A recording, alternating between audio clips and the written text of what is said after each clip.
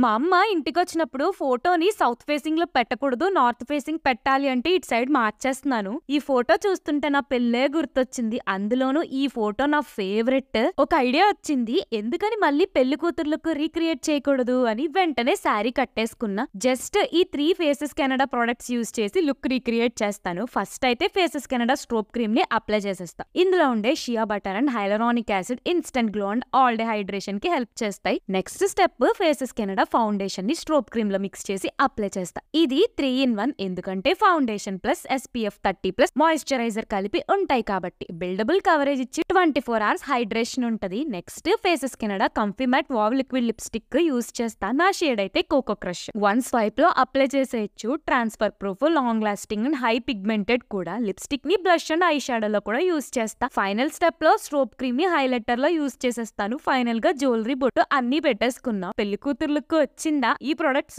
Tag చేస్తాను, check out చేసేయండి. Also Amazon, Flipkart, నైకాన్, పర్పుల్ లో కూడా అవైలబుల్ ఉంది.